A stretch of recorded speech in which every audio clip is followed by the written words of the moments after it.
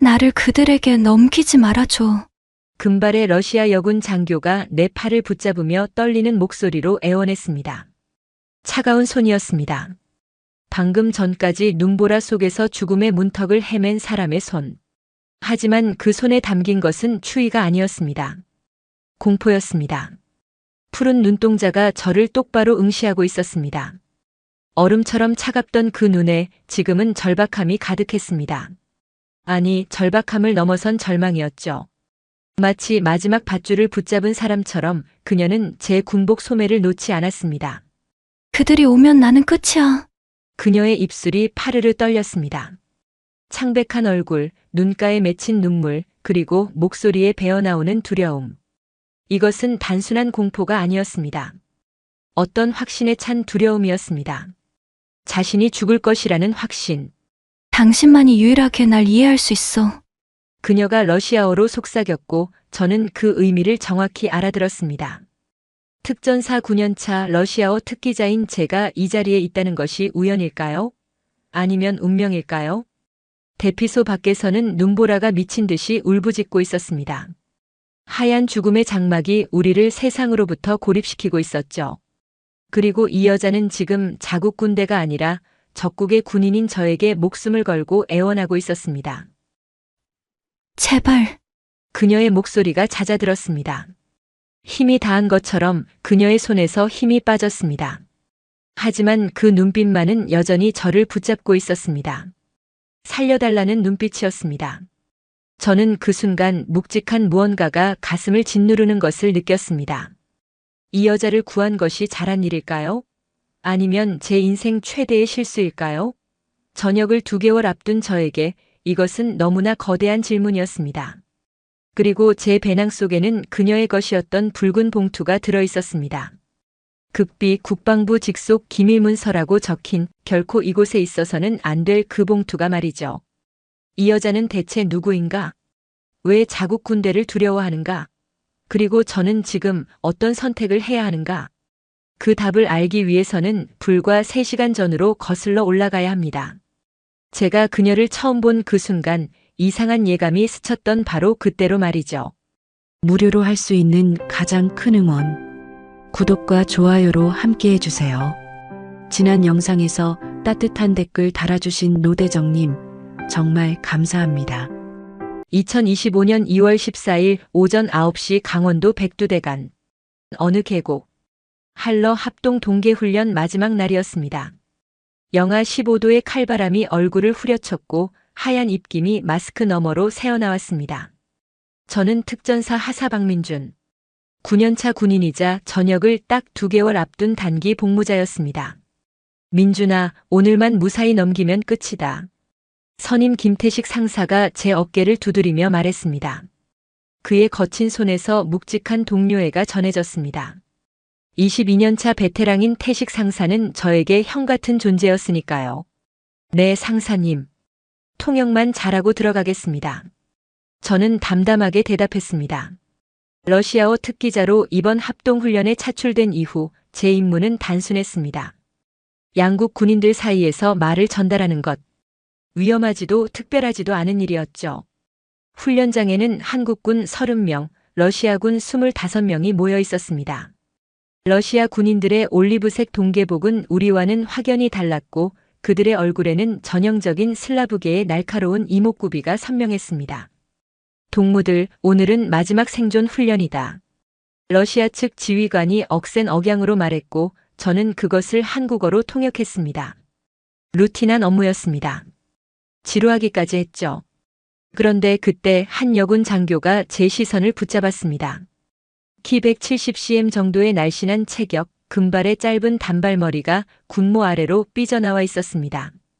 얼음처럼 차가운 푸른 눈, 감정을 전혀 드러내지 않는 무표정. 계급장을 보니 소령이었습니다. 29세 여성이 소령이라니 엘리트가 분명했죠. 하지만 뭔가 이상했습니다. 다른 러시아 군인들은 편안하게 담소를 나누는데 저 여자만 홀로 서서 눈 덮인 산을 바라보고 있었습니다. 마치 무언가를 계산하듯 측정하듯 말이죠. 이상하네. 뭔가 석연치 않아. 제 직감이 속삭였지만 곧 고개를 저었습니다. 쓸데없는 생각이었습니다. 저녁만 생각해야 할 때였으니까요. 오전 11시 훈련이 시작됐습니다. 각 팀은 지정된 경로를 따라 설원을 행군하며 생존 기술을 시연하는 것이 목표였습니다. 저는 통역 임무상 본부 텐트에 남아 무전을 대기하고 있었습니다. 그런데 오후 1시경 상황이 급변했습니다. 본부 여기 3번 팀. 급작스러운 눈보라 발생. 시야 확보 불가. 무전기에서 다급한 목소리가 터져 나왔습니다. 저는 재빨리 러시아어로 통역했고 러시아 측 지휘부가 긴장한 표정을 지었습니다. 모든 팀 즉시 하산하라. 명령이 떨어졌습니다. 하지만 15분 후 더 심각한 보고가 들어왔습니다.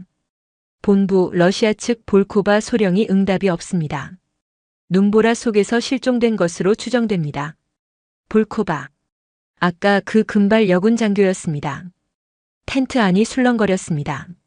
러시아 측 지휘관의 얼굴이 굳어졌고 우리 측 대대장은 즉각 수색 명령을 내렸습니다. 국제적인 외교 문제로 번질 수 있는 상황이었으니까요.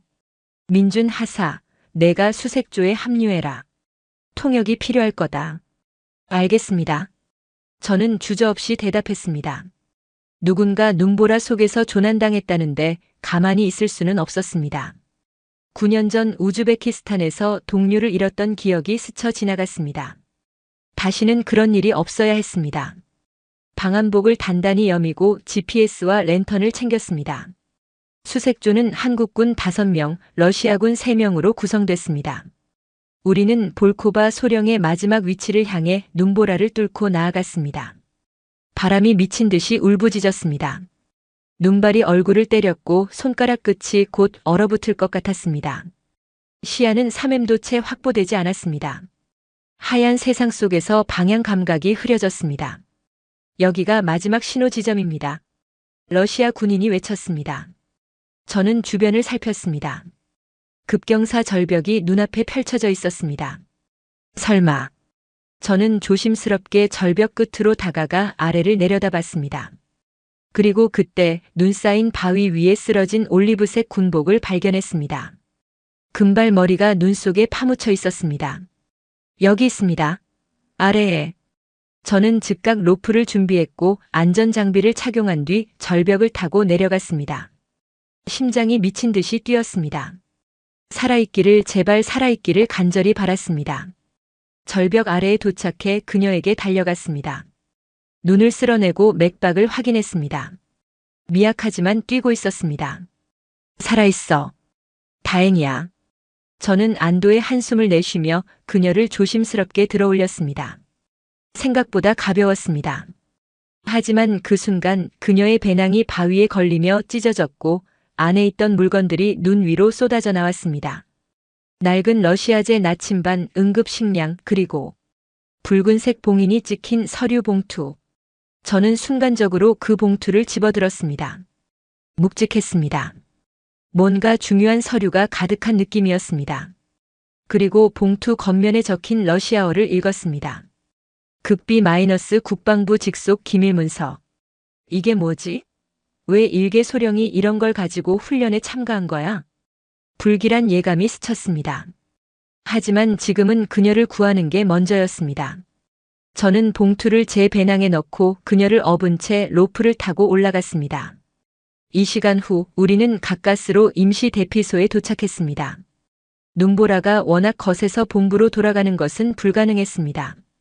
나무로 만든 오두막 같은 대피소였지만 바람만 막아줘도 감사했습니다.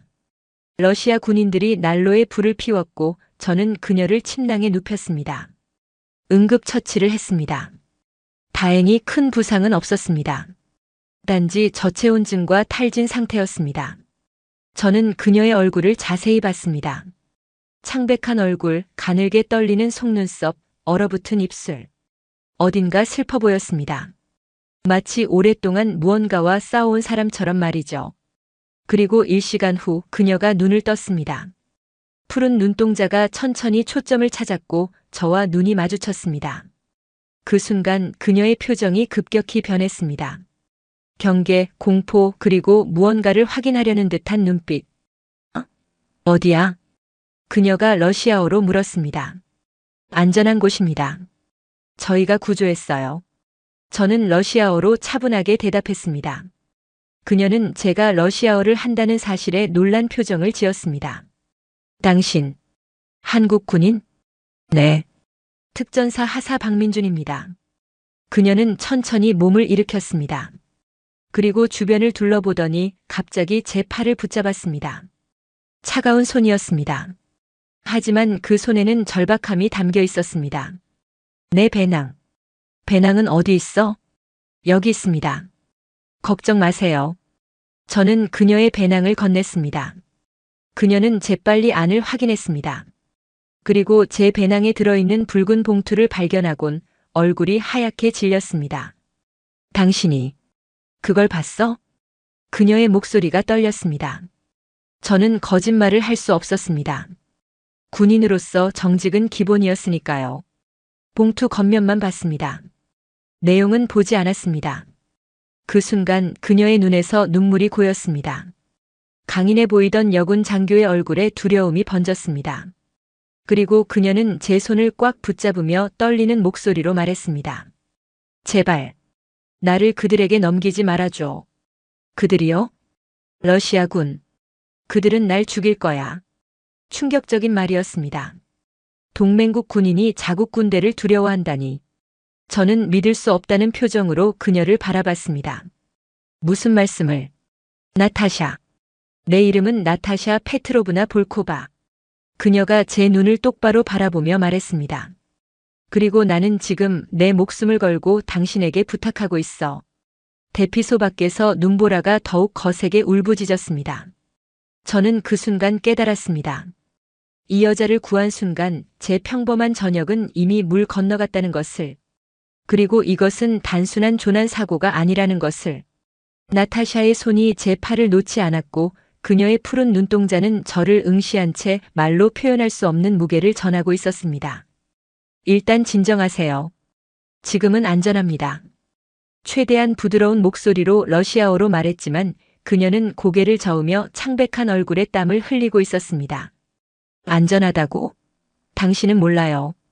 그들이 얼마나 무서운 사람들인지. 그들. 그녀가 계속 언급하는 그들이 대체 누구인지 물어보려던 순간 대피소 문이 벌컥 열리며 덩치 큰 러시아 중위가 들어왔습니다. 볼코바 동지, 무사하십니까? 하지만 나타샤는 움찔하며 뒤로 물러났고 마치 맹수를 본 사람처럼 온몸이 경직되어 있었습니다. 중위가 제게 다가왔습니다. 당신이 우리 소령을 구출했습니까? 네, 그렇습니다. 수고했소. 이제 우리가 데려가겠소. 그가 나타샤에게 손을 내밀었지만 그녀는 그 손을 잡지 못했고 온몸이 경직된 채 떨리고 있었습니다. 뭔가 이상해. 분명히 뭔가 잘못됐어. 본능적으로 나타샤와 중위 사이에 몸을 가리며 말했습니다. 아직 컨디션이 완전히 회복되지 않았습니다. 조금 더 쉬게 해주는 게 좋겠습니다. 그것은 우리가 판단할 일이요. 하지만 의무병의 확인이 필요합니다. 저체온증은 쉽게 봐서는 안 되니까요. 중위는 잠시 저를 노려보더니 결국 고개를 끄덕였습니다. 좋소. 하지만 30분 후에 데리러 오겠소. 문이 닫히자 나타샤는 무릎을 꽉 끌어안고 온몸을 떨고 있었습니다. 고마워요. 고맙지만 소용없어요. 그들은 반드시 날 데려갈 거예요. 그녀 앞에 무릎을 꿇고 앉아 눈높이를 맞추며 푸른 눈을 똑바로 바라봤습니다. 저를 믿으셔야 합니다. 제가 당신을 구한 이유는 단순합니다. 당신이 위험에 처했기 때문입니다. 나타샤는 한참을 저를 바라보며 진심을 확인하려는 듯 했고 마침내 떨리는 입술을 열었습니다. 내 아버지는 드미트리 볼코프 장군이었어요. 3년 전 아버지는 군 내부의 부패를 고발하려 했어요. 무기 밀매, 횡령, 뇌물. 그 모든 증거를 모았고 정부에 보고하려던 바로 그날 헬기 추락 사고로 사망했어요. 하지만 나는 알아요. 그건 사고가 아니었어요. 그들이 죽인 거예요. 숨을 죽이고 듣고 있자니 이것이 국제적인 군사 스캔들임을 깨달았습니다. 그 후 3년 동안 나는 아버지가 숨겨둔 증거들을 찾았어요. 나타샤가 제 배낭을 가리켰습니다. 저 안에 모든 게 들어있어요. 거래 내역서, 은행 계좌, 암살 지시서. 러시아 군부를 뒤흔들 모든 증거가요. 이번 할러 합동훈련이 망명 신청을 위한 마지막 기회였는데 그들이 눈치챘어요. 그래서 나를 사고로 처리하려고 한 거예요. 저 절벽에서 떨어진 것도 누군가 내 등을 밀었어요. 분명히 느꼈어요. 머리가 복잡해졌습니다. 이건 제가 감당할 수 있는 범위를 훨씬 넘어선 일이었습니다. 볼코바 소령님, 이건 제가 함부로 판단할 수 있는 일이 아닙니다. 상급자에게 보고해야. 안 돼요. 보고하면 끝이에요. 그들은 외교적 경로를 통해 날 데려갈 거고 나는 러시아로 돌아가는 순간 사라질 거예요. 나타샤가 제 손을 세게 잡았습니다. 당신은 군인이기 전에 사람이잖아요. 제발 24시간만이라도 시간을 벌어줘요. 내가 한국 정부에 직접 망명 신청을 할 수 있도록요. 그녀의 눈을 바라보며 깊은 고민에 빠졌습니다. 군인으로서의 의무와 한 사람의 생명, 무엇이 더 중요한가? 9년 전 우즈베키스탄에서 동료를 잃었던 그날이 떠올랐습니다. 규정대로 움직였지만 결과는 동료의 죽음이었습니다. 그날 이후 다시는 누군가를 잃지 않겠다고 맹세했었는데 그때 김태식 상사가 들어왔고 그의 얼굴에는 걱정이 가득했습니다. 민준아, 상황이 이상해. 러시아 측에서 볼코바 소령을 즉시 인계하라고 했어. 외교적 문제가 될 수 있으니 한국군은 개입하지 말라고. 태식 상사가 목소리를 낮췄습니다. 근데 더 이상한 건 그들이 의료진 지원을 거부했어. 자기들끼리 처리하겠다고. 이거 뭔가 석연치 않아. 조심스럽게 입을 열었습니다. 상사님, 만약 한 사람의 생명이 달린 문제라면 상사님은 어떻게 하시겠습니까? 태식 상사는 제 눈을 똑바로 바라보며 천천히 말했습니다. 민준아, 나는 12년 전에 규정을 어기고 사람을 선택했어. 그 때문에 징계도 받았지만 후회는 안 해. 왜냐면 그게 사람으로서 옳은 일이었으니까. 자네가 후회 없을 선택을 해. 계급장보다 중요한 게 있어. 그렇게 말하고는 밖으로 나갔고 저와 나타샤만 남았습니다. 배낭에서 붉은 봉투를 꺼내며 묵직한 무게를 느꼈습니다. 한 사람의 인생이 담긴 무게였습니다. 나타샤 씨, 제가 만약 당신을 돕는다면 저는 군인으로서의 모든 것을 잃을 수도 있습니다. 심호흡을 하며 이어갔습니다. 하지만 사람의 목숨보다 중요한 건 없습니다. 24시간 그 안에 한국 정부에 망명 신청을 하세요. 저는 그 시간을 벌어드리겠습니다. 시계를 보니 오후 3시 45분, 러시아 중위가 돌아오기까지 15분밖에 남지 않았습니다. 지금 당장 움직여야 합니다. 나타샤가 일어서며 비틀거렸지만 눈빛만은 살아있었습니다. 고마워요, 민준. 평생 잊지 않을게요. 감사는 나중에 하시죠. 일단 살아남아야 합니다. 배낭을 챙기고 문을 열자 눈보라는 여전히 거세게 몰아치고 있었지만 이제는 그게 오히려 다행이었습니다. 시야를 방해하는 눈보라가 우리의 탈출을 도와줄 테니까요. 대피소를 빠져나가며 깨달았습니다. 제가 평생 후회할 선택을 한 건지 아니면 평생 자랑스러워할 선택을 한 건지는 아직 알 수 없지만 한 가지는 확실했습니다. 이제 돌이킬 수 없는 강을 건넜다는 것을 말입니다. 눈보라가 우리를 삼키고 있었습니다. 하얀 장막 속에서 앞이 3엠도 보이지 않았고 귓가를 때리는 바람 소리가 모든 것을 지워버리는 것 같았습니다. 나타샤는 제 뒤를 따라오며 비틀거렸지만 입술을 깨물고 견디고 있었습니다. 이쪽입니다. 조금만 더 가면 안전한 곳이 있어요. 저는 GPS를 확인하며 방향을 잡았고 약 200m 떨어진 곳에 또 다른 대피소가 있다는 걸 알고 있었습니다. 훈련 전 지형을 숙지하며 외워뒀던 위치였습니다. 그때는 이런 상황이 올 줄 몰랐지만 말이죠. 15분 후 우리는 낡은 목조 대피소에 도착했습니다. 문을 열고 들어가자 바람이 차단되며 귀가 멍해졌습니다. 나타샤는 벽에 기대어 주저앉았고 거친 숨을 내쉬고 있었습니다. 괜찮으세요? 괜찮아요. 고마워요. 저는 배낭에서 비상식량과 보온 담요를 꺼내 그녀에게 건넸습니다. 그녀는 떨리는 손으로 받아들며 작은 미소를 지었습니다. 처음 보는 미소였습니다. 얼음처럼 차갑던 그 여자가 지금은 한없이 연약해 보였습니다. 민준 씨, 정말 미안해요. 당신을 이런 위험에 빠뜨려서. 괜찮습니다. 제가 선택한 일이에요. 저는 그녀 옆에 앉으며 붉은 봉투를 꺼냈습니다. 그런데 이 증거들을 어떻게 한국 정부에 전달할 생각이세요? 나타샤는 잠시 망설이더니 목에 걸고 있던 은색 체인을 풀었습니다. 체인 끝에는 낡은 러시아제 나침반이 달려 있었고 그녀는 나침반 뒷면을 조심스럽게 열었습니다. 그 안에서 작은 마이크로 SD 카드가 나왔습니다. 이게 진짜 증거예요. 나타샤가 떨리는 목소리로 말했습니다. 아버지가 숨겨두신 거예요. 이 안에 무기 밀매 거래 내역, 비밀 계좌 정보, 암살 지시서의 원본 파일이 모두 들어있어요. 봉투 속 서류는 일부 복사본이고요. 저는 그 작은 SD 카드를 바라봤습니다. 손톱만 한 크기의 물건이 러시아 군부를 뒤흔들 힘을 가지고 있다는 게 믿기지 않았습니다. 이 나침반은 아버지의 유품이에요. 나타샤의 눈에 눈물이 고였습니다. 아버지는 항상 이 나침반을 가지고 다니셨어요. 올바른 방향을 잃지 말라고 하시면서요.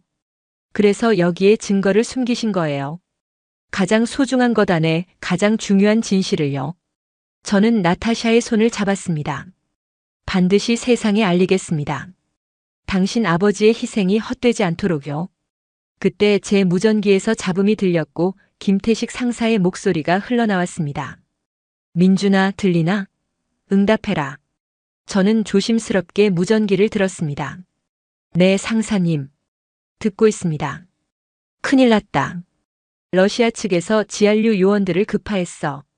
소콜로프 대령이라는 자가 직접 왔는데 이 사람 눈빛이 보통이 아니야. 지금 대피소 쪽으로 수색대를 보냈어. 심장이 쿵 내려앉았습니다. 얼마나 시간이 있습니까? 1시간. 아니, 30분도 안 남았을 거야. 눈보라가 약해지면 헬기까지 띄울 거라고 하더라. 30분. 너무 짧은 시간이었습니다. 상사님, 제가 부탁 하나 드려도 될까요? 말해봐. 국정원에 직통 연락할 수 있는 방법이 있습니까? 무전기 너머로 한동안 침묵이 흘렀습니다. 민준아, 자네 진심이야? 네, 진심입니다. 다시 침묵이 흘렀고 태식 상사가 무거운 한숨을 내쉬는 소리가 들렸습니다. 알았어. 내가 해볼게. 하지만 시간이 걸릴 거야. 최소 2시간은 필요해. 충분합니다. 감사합니다, 상사님. 민준아, 조심해. 절대 죽으면 안 돼. 무전기가 끊겼습니다.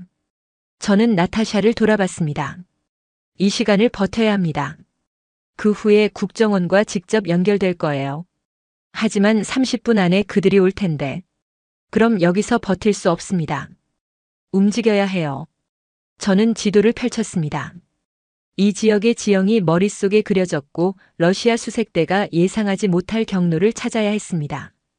북쪽으로 3km 지점에 폐광산이 있습니다. 그곳으로 가면 최소 2시간은 숨을 수 있어요. 3km를 이 눈보라 속에서요. 다른 선택지가 없습니다. 나타샤는 고개를 끄덕이며 일어섰습니다. 여전히 약해 보였지만 눈빛만은 단단했습니다. 가요.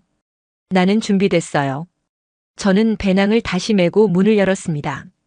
눈보라는 여전히 거셌지만 조금 전보다는 약해진 것 같았습니다. 이건 좋은 소식이자 나쁜 소식이었습니다. 우리가 이동하기는 쉬워지지만 추격자들도 마찬가지니까요. 제 뒤를 따라오세요. 절대 놓치지 마시고요. 우리는 눈보라 속으로 다시 뛰어들었습니다. 발목까지 빠지는 눈을 헤치며 북쪽으로 향했고 차가운 바람이 얼굴을 때렸지만 멈출 수 없었습니다. 20분쯤 지났을까 저는 뒤에서 희미한 불빛을 발견했습니다. 손전등이었습니다. 여러 개의 불빛이 일정한 간격을 두고 움직이고 있었고 그것은 조직적인 수색대의 움직임이었습니다. 그들이 왔어. 생각보다 빠르군. 나타샤 씨, 뛰어야 합니다. 저는 그녀의 손을 잡고 속도를 높였습니다. 폐광산까지 아직 2km가 남았고 뒤에서는 추격자들이 점점 가까워지고 있었습니다. 심장이 미친 듯이 뛰었고 폐에서는 차가운 공기가 따갑게 스며들었습니다. 조금만 더요. 나타샤가 비틀거리며 제 손을 놓칠 뻔했지만 저는 그녀를 꽉 잡았습니다. 놓지 마세요. 제가 있어요. 그때였습니다. 앞쪽에서 또 다른 불빛이 나타났습니다. 우리를 향해 다가오는 불빛이었습니다. 앞뒤로 포위당한 것이었습니다. 끝났나? 하지만 그 불빛에서 익숙한 목소리가 들렸습니다. 민준아, 나다. 김태식 상사였습니다. 그는 혼자 지프를 몰고 왔고 눈길에 미끄러지면서도 우리에게 다가왔습니다. 빨리 타. 시간 없어. 저는 나타샤를 지프에 밀어넣고 뒤따라 올라탔습니다. 태식 상사는 엑셀을 밟았고 지프가 눈을 뚫으며 질주하기 시작했습니다. 뒤에서 러시아 수색대의 고함 소리가 들렸지만 곧 눈보라 속으로 사라졌습니다. 상사님 어떻게? 나중에 설명해 줄게. 일단 살고 봐야지. 태식 상사의 얼굴에는 굳은 결의가 서려 있었습니다. 그는 저를 위해, 아니 한 사람의 생명을 위해 자신의 모든 것을 걸고 있었습니다. 고맙습니다, 상사님. 고맙긴. 우리 둘 다 군법회에 가게 생겼어. 그가 씁쓸하게 웃으며 말했습니다. 하지만 후회는 안 해. 이게 사람 사는 거지 뭐. 지프는 눈보라를 뚫고 달렸고 우리 뒤에는 분노한 추격자들이 있었습니다. 하지만 지금 이 순간만큼은 우리는 살아있었고 함께였습니다. 그것만으로도 충분했습니다. 지프가 눈길을 미끄러지며 달렸고 뒤에서는 추격자들의 불빛이 점점 멀어지고 있었습니다. 나타샤는 조수석에서 거친 숨을 내쉬며 창밖을 바라보고 있었고 제 옆에 앉은 태식 상사는 핸들을 꽉 쥔 채 눈보라를 뚫고 있었습니다. 어디로 가는 겁니까, 상사님? 일단 민간인 마을 쪽으로 간다. 거긴 러시아 놈들이 함부로 못 들어와.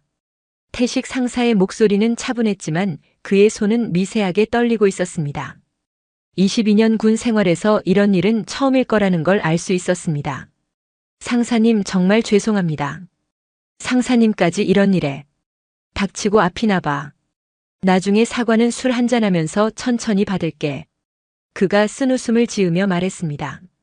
하지만 그 순간 지프가 갑자기 미끄러지며 옆으로 미끄러졌고 태식 상사는 재빨리 핸들을 꺾어 균형을 잡았습니다. 젠장, 노면이 완전히 얼어붙었어. 이 속도로는 위험해. 속도를 줄이려는 순간 뒤에서 헤드라이트 불빛이 다시 나타났습니다. 2대의 차량이었고 우리보다 훨씬 빠른 속도로 추격해 오고 있었습니다. 발견됐습니다. 알아. 버텨. 태식 상사가 다시 엑셀을 밟았고 지프가 요동쳤습니다. 눈보라가 약해지면서 시야가 조금 확보되었지만 그건 추격자들도 마찬가지였습니다. 저쪽으로. 숲속길이 있어요. 제가 지도를 보며 외쳤고 태식 상사는 급하게 핸들을 꺾었습니다. 지프가 비포장도로로 접어들며 더욱 심하게 흔들렸고 나타샤는 손잡이를 꽉 붙잡고 있었습니다. 뒤에서 총성이 울렸습니다. 타타탕. 차창에 총알이 박히며 유리에 금이 갔습니다. 엎드리세요. 저는 나타샤를 잡아당겨 좌석 아래로 밀어넣고 제 배낭에서 군용 권총을 꺼냈습니다. 비상용으로 항상 소지하고 다니던 것이었습니다. 민준아, 총은 쏘지 마. 국제 문제가 더 커진다. 알고 있습니다. 하지만 손에 권총을 쥐자 조금 안심이 되었습니다. 최소한 무방비 상태는 아니니까요. 숲길을 10분쯤 달렸을까 앞쪽에 작은 마을이 보이기 시작했습니다. 민통선 근처의 작은 농촌 마을이었고 집들은 대부분 불이 꺼져 있었습니다. 저기 교회가 보여. 나타샤가 손가락으로 가리켰고 작은 시골 교회의 십자가가 눈보라 속에서도 희미하게 빛나고 있었습니다. 교회로 갑니다. 태식 상사가 교회 앞에 지프를 세웠고 우리는 재빨리 뛰어내렸습니다. 교회 문은 잠겨 있지 않았고 우리는 안으로 뛰어들어갔습니다. 낡은 나무 벤치들과 제단 그리고 촛불이 켜진 고요한 공간이었습니다. 예배당 안은 따뜻했고 난로가 아직 꺼지지 않고 타고 있었습니다. 누구십니까? 갑자기 뒤에서 목소리가 들렸습니다. 우리는 깜짝 놀라 돌아섰고 70대쯤 되어 보이는 노신부님이 서 계셨습니다. 흰 머리에 온화한 얼굴이었지만 우리를 보는 눈빛은 날카로웠습니다. 죄송합니다, 신부님. 저희가 급한 상황이라. 태식 상사가 말을 시작했지만 신부님은 손을 들어 그를 제지했습니다. 군인이시군요. 그것도 한국군과 러시아군? 신부님이 나타샤를 보며 러시아어로 물었고 나타샤는 놀란 표정으로 고개를 끄덕였습니다. 네, 저는 러시아에서 왔습니다. 이곳에서 무슨 일이 있는 건가요? 신부님의 목소리는 여전히 차분했지만 상황을 정확히 파악하고 있다는 느낌이 들었습니다. 저는 잠시 망설였지만 이 상황에서 거짓말은 소용없다고 판단했습니다. 신부님, 이 여성은 지금 목숨의 위협을 받고 있습니다. 러시아 정보부가 그녀를 죽이려 하고 저희는 그녀를 보호하고 있습니다. 신부님은 잠시 우리를 바라보더니 천천히 고개를 끄덕였습니다. 지하실로 내려가세요. 그곳에 숨을 수 있습니다. 신부님, 서두르세요. 곧 그들이 올 겁니다. 신부님은 제단 뒤쪽에 작은 문을 열었고 좁은 계단이 아래로 이어져 있었습니다. 우리는 서둘러 내려갔고 신부님이 문을 닫는 소리가 들렸습니다. 지하실은 생각보다 넓었고 오래된 와인 저장고 같았습니다. 나무 선반에는 먼지 쌓인 병들이 놓여 있었고 구석에는 담요와 비상 물품들이 준비되어 있었습니다. 이 교회, 뭔가 특별한 것 같은데. 태식 상사가 주변을 둘러보며 말했습니다. 아마도 탈북자들을 도와주던 곳일 겁니다. 저는 벽에 붙은 낡은 사진들을 보며 말했습니다. 사진 속에는 신부님과 여러 사람들이 함께 찍혀 있었고 그들의 얼굴에는 희망이 가득했습니다. 60년대부터 이 교회는 피난처였어요. 나타샤가 사진을 보며 조용히 말했습니다. 내가 러시아에서 들었어요. DMZ 근처에 사람들을 숨겨주는 교회가 있다고요. 설마 여기일 줄은. 그때 위에서 발소리가 들렸습니다. 여러 명의 무거운 발소리였고 러시아어로 말하는 소리가 희미하게 들렸습니다. 우리는 숨을 죽이고 귀를 기울였습니다. 신부님의 목소리가 들렸고 조용하고 단호한 톤이었습니다. 이곳은 신의 집입니다. 무기를 든 채로 들어올 수 없습니다. 우리는 탈영병을 찾고 있소. 협조하지 않으면 협박은 신 앞에서 소용없습니다. 이곳에는 당신들이 찾는 사람이 없습니다. 한동안 침묵이 흘렀고 발소리가 예배당을 돌아다니는 소리가 들렸습니다. 심장이 미친 듯이 뛰었고 나타샤는 제 팔을 꽉 붙잡고 있었습니다. 수색했지만 없습니다, 대령님. 이 늙은이가 거짓말을 하고 있어. 하지만 외교 문제가 될 수 있으니 강제로는 못해. 소콜로프의 차갑고 냉정한 목소리였습니다. 하지만 신부님 명심하시오. 범죄자를 숨기면 당신도 공범이요. 저는 단지 피난처를 제공할 뿐입니다. 판단은 신께서 하실 겁니다. 발소리가 멀어졌고 문이 닫히는 소리가 들렸습니다. 하지만 우리는 여전히 움직이지 못했습니다. 혹시 모를 함정일 수 있으니까요. 10분 후 지하실 문이 조심스럽게 열렸고 신부님이 내려왔습니다. 떠났습니다. 하지만 밖에서 감시하고 있을 겁니다. 신부님, 왜 저희를 도와주시는 겁니까? 제가 물었습니다. 저는 50년 동안 이곳에서 사람들을 도왔습니다. 신부님이 미소 지으며 말했습니다. 전쟁으로, 분단으로, 이념으로 고통받는 사람들을요. 당신들도 그런 사람들입니다. 그러니 당연히 도와야죠. 나타샤의 눈에서 눈물이 흘렀습니다. 감사합니다, 신부님. 감사는 무사히 살아남은 뒤에 하세요. 신부님이 태식 상사에게 낡은 휴대전화를 건넸습니다. 이걸 쓰세요. 추적당하지 않을 겁니다. 그리고 신부님이 지하실 구석을 가리켰습니다. 저쪽에 비밀 통로가 있습니다. 마을 뒤편 숲으로 연결되어 있죠. 필요하면 쓰세요. 우리는 놀라움을 감추지 못했습니다. 이 평범해 보이는 시골 교회에 이런 비밀이 숨겨져 있었다니. 자, 이제 연락하세요. 시간이 많지 않습니다. 태식 상사가 전화기를 들었고 번호를 눌렀습니다. 신호음이 울렸고 누군가 받았습니다. 여보세요, 국가정보원입니까? 저는 육군 특전사 김태식 상사입니다. 태식 상사의 목소리는 떨렸지만 단호했고 전화 너머에서 차분한 남성의 음성이 들렸습니다. 신원 확인 중입니다. 잠시만 기다리십시오. 30초가 영원처럼 느껴졌고 나타샤는 제 손을 꽉 붙잡고 있었습니다. 신부님은 계단 위에서 밖을 감시하고 계셨고 지하실에는 우리의 거친 숨소리만이 울리고 있었습니다. 김태식 상사님, 신원 확인되었습니다. 현재 상황을 보고하십시오. 러시아군 볼코바 나타샤 소령이 망명을 요청하고 있습니다. 그녀는 러시아 군부의 부패 증거를 가지고 있고 현재 러시아 지한류의 추적을 받고 있습니다. 전화 너머가 잠시 조용해졌고 몇 초 후 더욱 진지한 목소리가 들렸습니다. 증거의 신빙성은 확인되었습니까?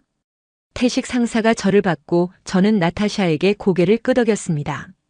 그녀는 목에서 나침반을 풀어 저에게 건넸고 저는 마이크로 SD 카드를 꺼내 들었습니다. 마이크로 SD에 원본 파일이 있습니다. 무기 밀매 거래 내역, 비밀 계좌, 암살 지시서 등입니다. 현재 위치가 어디입니까? 강원도 민통선 근처 마을의 교회입니다. 하지만 러시아 측이 포위하고 있어 움직이기 어렵습니다.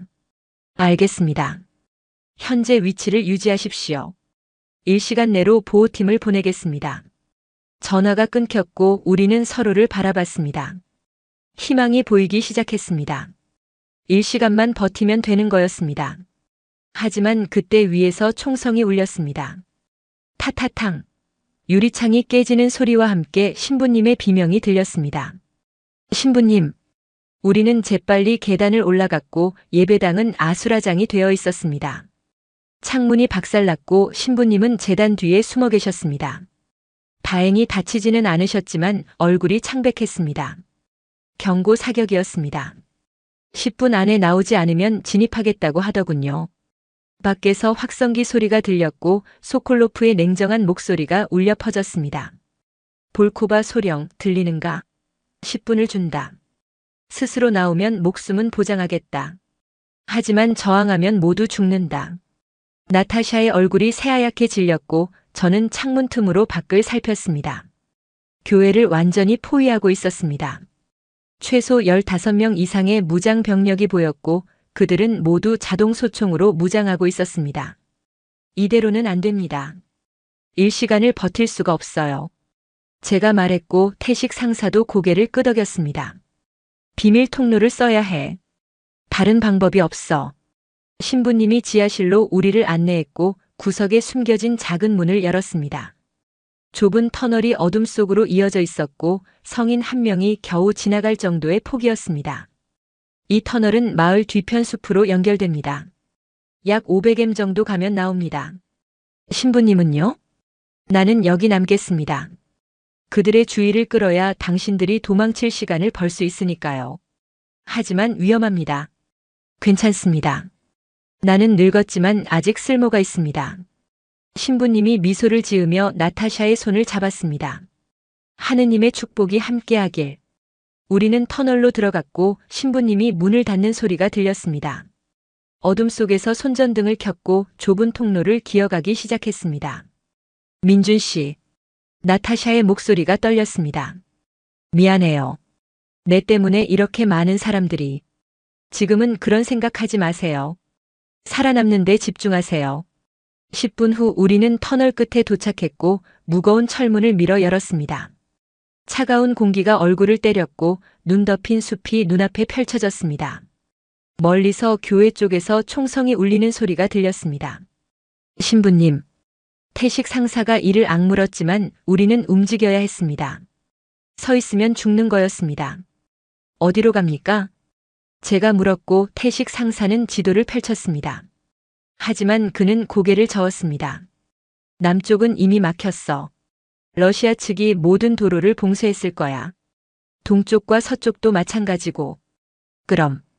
저는 지도를 보며 한 가지 미친 생각이 떠올랐습니다. 북쪽으로 갑니다. 북쪽? 거긴 DMZ야. 미쳤어? 아니요, 그너머요. 백두산으로 갑니다. 모두가 저를 믿을 수 없다는 표정으로 바라봤습니다. 백두산은 북한 접경이잖아. 맞습니다.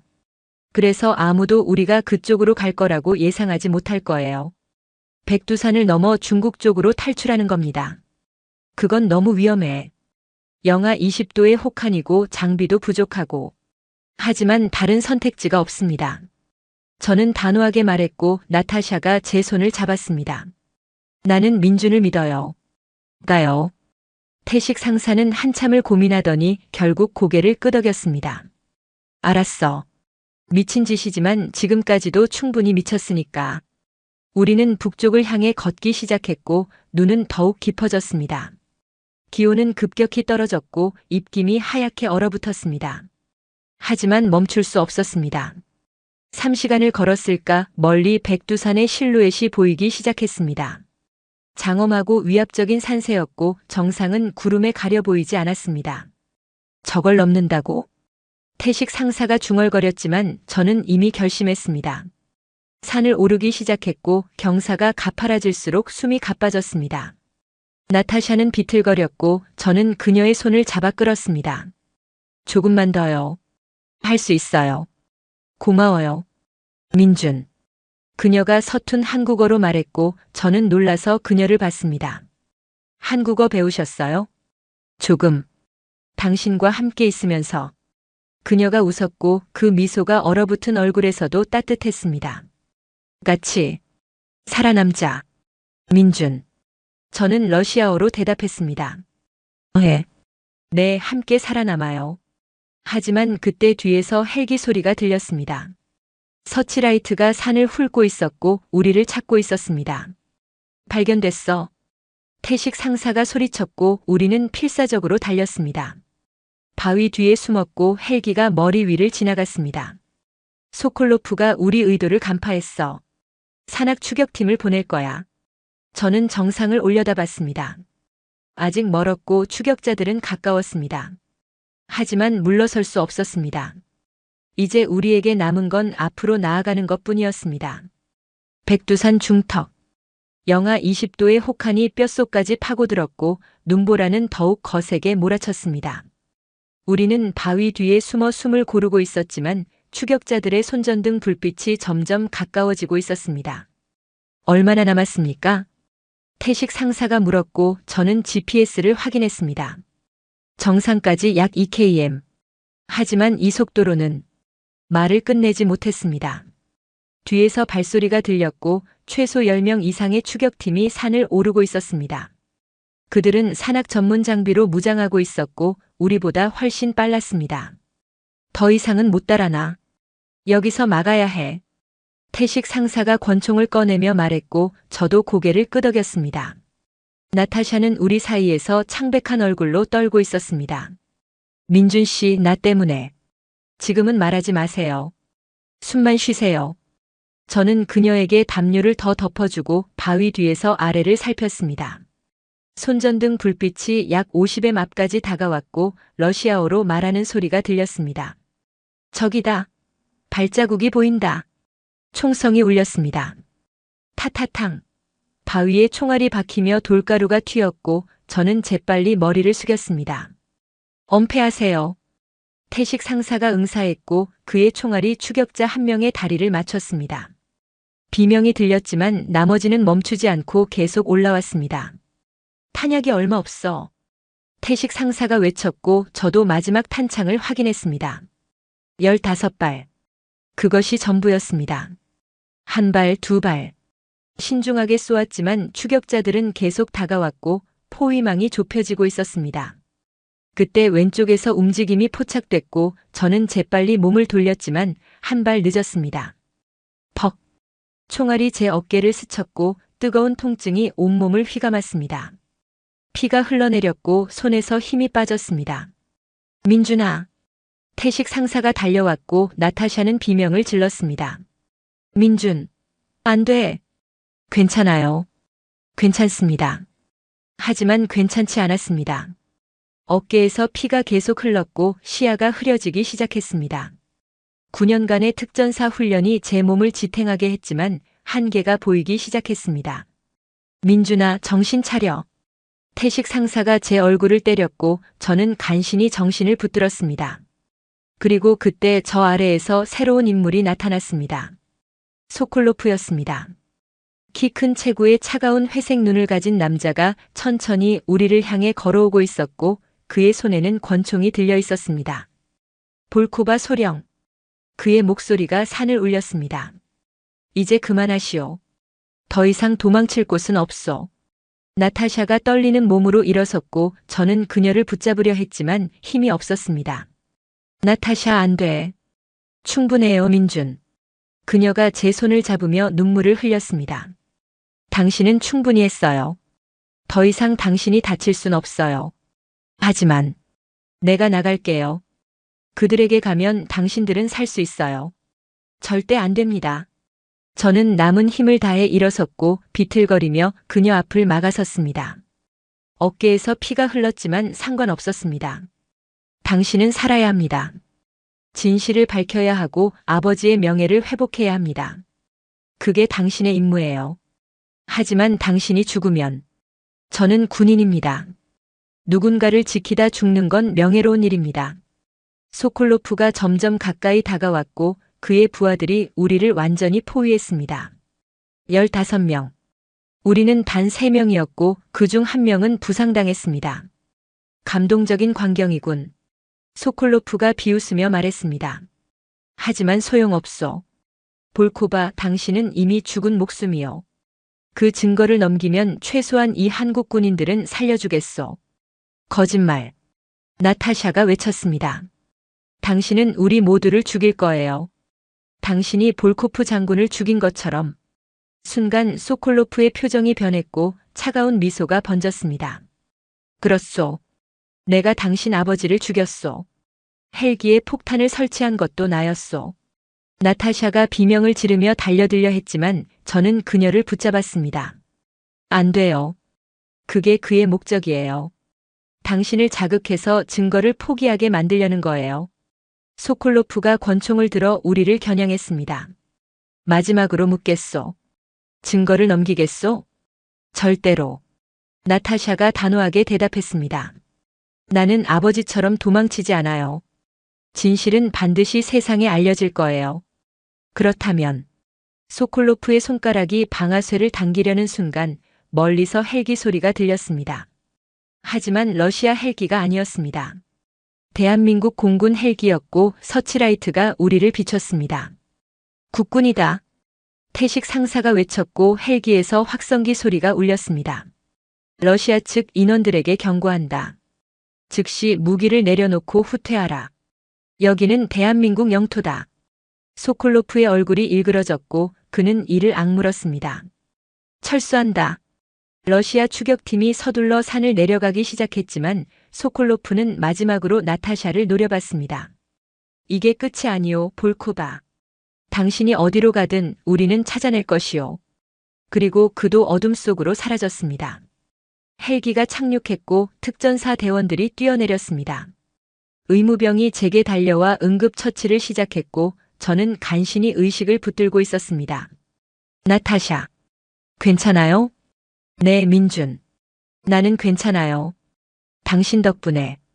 그녀의 목소리가 점점 멀어졌고 저는 어둠 속으로 빠져들었습니다. 하지만 마지막 순간 저는 확신했습니다. 우리가 이겼다는 것을. 그리고 이제 진짜 싸움이 시작된다는 것을 말입니다.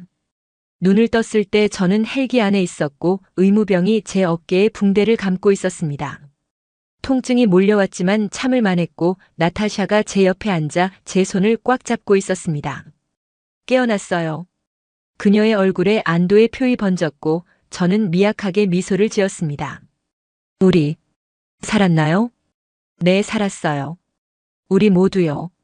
태식 상사가 조종석 쪽에서 돌아보며 엄지를 치켜들었습니다. 하지만 조종사의 표정은 심각했고 그가 무전기에 대고 말했습니다. 본부, 여기 닥터일. 백두산 정상 부근에서 러시아 헬기 포착. 그들이 천지 쪽으로 이동 중입니다.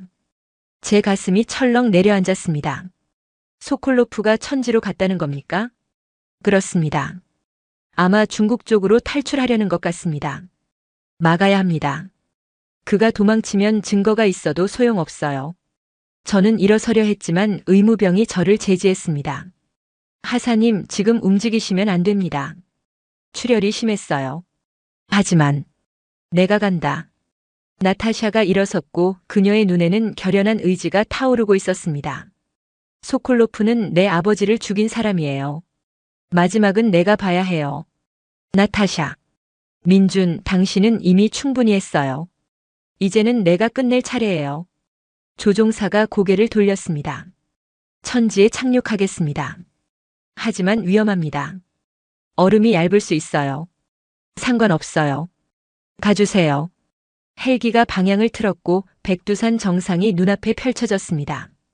구름 사이로 거대한 칼데라 호수인 천지가 보였고 그 표면은 완전히 얼어붙어 있었습니다. 러시아 헬기 한 대가 천지 반대편에 착륙해 있었고 3명의 인물이 얼음 위를 걷고 있었습니다. 소콜로프와 그의 부하 2명이었습니다. 우리 헬기도 천지 가장자리에 착륙했고 저는 의무병의 만류를 뿌리치고 나타샤를 따라 내렸습니다. 태식 상사와 특전사 대원 2명도 함께 내렸습니다. 멈춰라. 태식 상사가 외쳤고 소콜로프 일행이 멈춰 섰습니다. 천지 한가운데였고 우리와 그들 사이에는 약 50m의 거리가 있었습니다. 소콜로프가 천천히 돌아섰고 그의 차가운 회색 눈이 우리를 바라봤습니다. 끈질기군. 여기까지 쫓아왔나? 블라디미르 소콜로프 대령. 나타샤가 러시아어로 외쳤습니다. 당신은 체포되었어요. 드미트리 볼코프 장군 살해, 군 기밀 유출, 그리고 국가 반역죄로요. 소콜로프가 비웃었습니다. 체포? 여긴 중립지대야. 너희에겐 관할권이 없어. 하지만 진실은 이미 세상에 알려졌어요. 나타샤가 나침반을 들어 보였습니다. 이 안에 있던 증거들은 이미 국제사회에 전달됐어요. 당신의 범죄는 곧 전 세계가 알게 될 거예요. 소콜로프의 얼굴이 일그러졌고 그는 권총을 빼들었습니다. 그의 부하들도 자동 소총을 들었습니다. 그렇다면 증인을 없애면 되겠군. 긴장이 고조되었고 저는 나타샤를 제 뒤로 밀었습니다. 태식 상사와 특전사 대원들도 무기를 겨눴습니다. 하지만 나타샤가 제 팔을 붙잡으며 앞으로 나섰습니다. 소콜로프, 왜 그랬어요? 아버지는 당신의 상관이었고 당신을 믿었어요. 왜 배신한 거예요? 소콜로프의 눈빛이 흔들렸고 그는 잠시 침묵했습니다. 볼코프 장군은 이상주의자였어. 정의, 명예, 그런 허황된 것들을 믿었지. 하지만 현실은 달라. 이 세상은 힘과 돈이 지배해. 나는 단지 그 현실을 받아들였을 뿐이야. 그래서 무고한 사람들을 죽였어요? 아버지를, 내 가족을 파괴했어요? 그들은 방해물이었어. 새로운 질서를 위해 제거되어야 했지. 나타샤의 손이 떨렸고 분노가 그녀의 온몸을 지배하고 있었습니다. 그녀가 권총에 손을 뻗으려는 순간 저는 그녀의 손을 잡았습니다. 나타샤, 안 됩니다. 하지만 저 사람이 내 아버지를. 알아요. 하지만 당신은 복수가 아니라 정의를 원했잖아요. 저는 그녀의 눈을 똑바로 바라봤습니다. 당신 아버지는 정의로운 사람이었어요. 복수로 그의 명예를 더럽히지 마세요. 법이 그를 심판하게 하세요. 나타샤의 눈에서 눈물이 흘렀고 그녀는 천천히 손을 내렸습니다. 당신 말이 맞아요. 아버지는 그런 걸 원하지 않으셨을 거예요. 그때 멀리서 또 다른 헬기 소리가 들렸습니다. 여러 대였고 한국군 헬기와 함께 국제사찰단 헬기까지 날아오고 있었습니다. 끝났어, 소콜로프. 태식 상사가 말했습니다. 무기를 내려놓고 항복해. 소콜로프는 주변을 둘러봤고 포위당했다는 것을 깨달았습니다. 하지만 그는 항복하지 않았습니다. 대신 뒤로 물러서며 중국 쪽을 향해 뛰기 시작했습니다. 도망쳐. 그의 부하들도 따라 뛰었지만 그때 얼음에서 금이 가는 소리가 들렸습니다. 쩌걱. 소콜로프가 밟은 얼음이 갈라지기 시작했고 그의 얼굴이 창백해졌습니다. 안 돼. 얼음이 무너지며 소콜로프가 천지 속으로 빠져들었습니다. 영하의 물이 그를 집어삼켰고 그는 필사적으로 얼음 가장자리를 붙잡았습니다. 도와줘. 제발. 그가 절규했지만 부하들은 도망쳤고 우리만 남았습니다. 나타샤가 달려가려 했지만 저는 그녀를 붙잡았습니다. 민준, 저 사람이 죽어요. 나타샤. 나는 복수가 아니라 정의를 원한다고 했잖아요. 저 사람도 재판을 받아야 해요. 죽게 내버려 둘 순 없어요. 그녀의 말이 맞았습니다. 저는 태식 상사를 받고 그도 고개를 끄덕였습니다. 구조 장비 가져와. 특전사 대원들이 로프를 꺼냈지만 소콜로프는 더 이상 버티지 못했습니다. 그의 손이 얼음에서 미끄러졌고 그는 천지의 어둠 속으로 사라졌습니다. 아! 나타샤가 무릎을 꿇었고 저는 그녀를 안아주었습니다. 끝났어요. 이제 정말 끝났어요. 헬기들이 착륙했고 국정원 요원들과 국제사찰단이 내렸습니다. 나타샤는 그들에게 SD 카드를 건넸고 증거는 공식적으로 인수되었습니다. 태양이 구름 사이로 비치며 천지를 밝혔고 얼어붙은 호수가 은빛으로 반짝였습니다. 저는 나타샤의 손을 잡았습니다. 당신 아버지는 자랑스러워 하실 거예요. 고마워요, 민준. 당신이 없었다면 우리가 함께였으니까 가능했어요. 그렇게 백두산 천지에서 진실이 승리한 순간이었습니다. 6개월이 흘렀습니다. 서울 마포구의 작은 카페. 창밖으로 봄볕이 따스하게 쏟아지고 있었고 벚꽃잎이 바람에 날려 한강을 향해 흩어지고 있었습니다. 저는 창가 자리에 앉아 커피를 마시며 그 광경을 바라보고 있었습니다. 민준 씨. 익숙한 목소리가 들렸고 저는 고개를 돌렸습니다. 나타샤였습니다. 청바지에 흰색 블라우스를 입은 그녀는 한국 여성처럼 자연스러워 보였고 금발머리는 어깨까지 자라 부드럽게 흘러내리고 있었습니다. 6개월 전 백두산 설원에서 죽음과 싸우던 그 여자와는 완전히 다른 모습이었습니다. 기다렸어요? 그녀가 미소 지으며 자리에 앉았고 이제는 거의 완벽한 한국어를 구사하고 있었습니다. 아니요. 방금 왔어요. 인터뷰는 어떻게 됐어요? 잘 됐어요.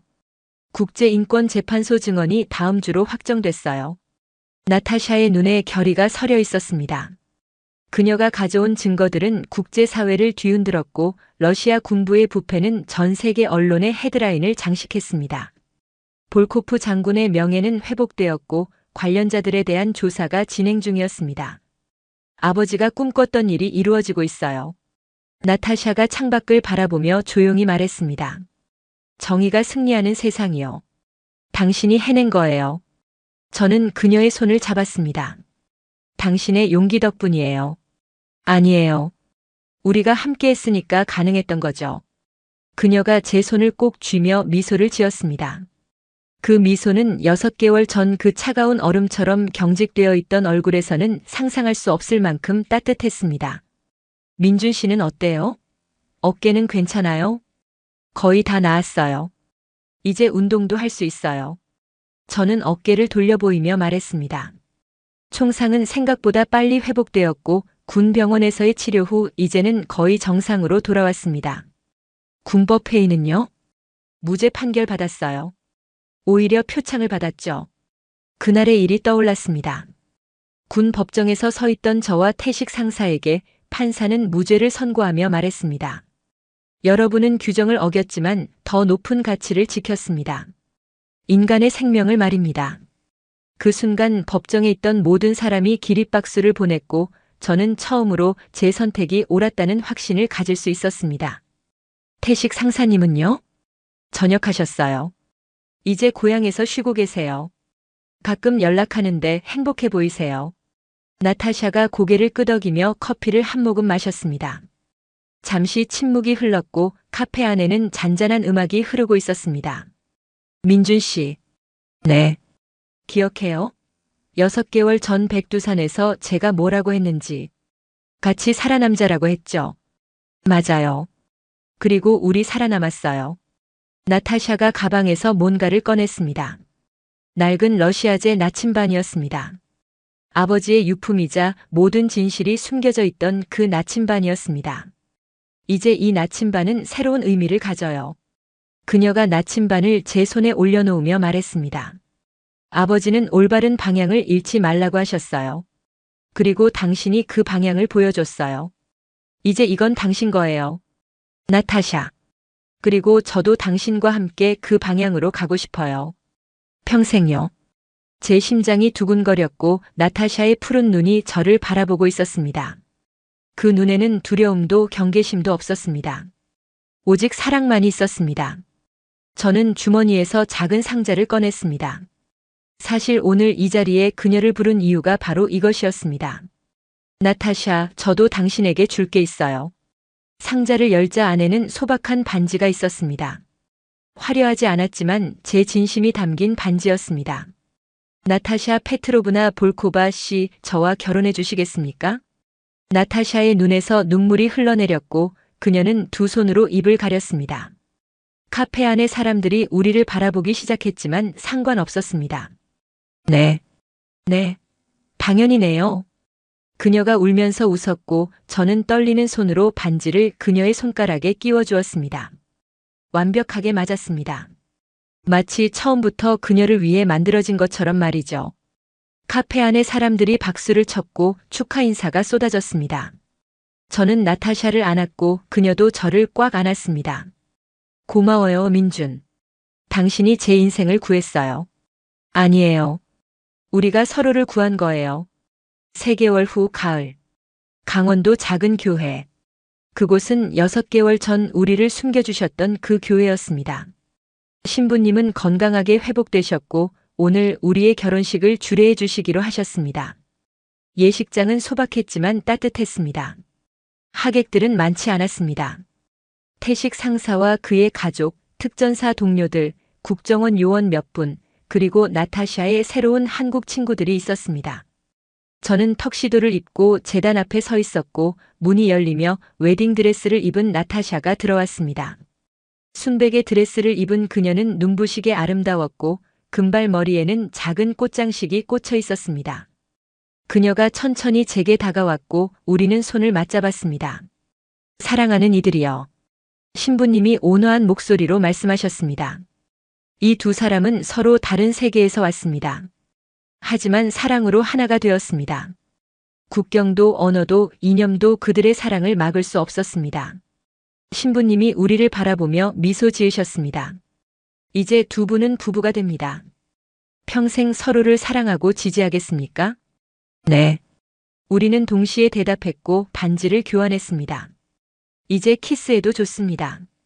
저는 나타샤를 안았고 그녀도 저를 안았습니다.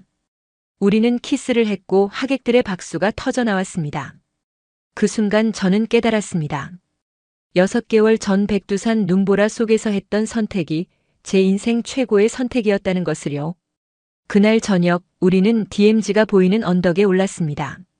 석양이 38선 너머로 붉게 물들고 있었고 철책선이 금빛으로 빛나고 있었습니다.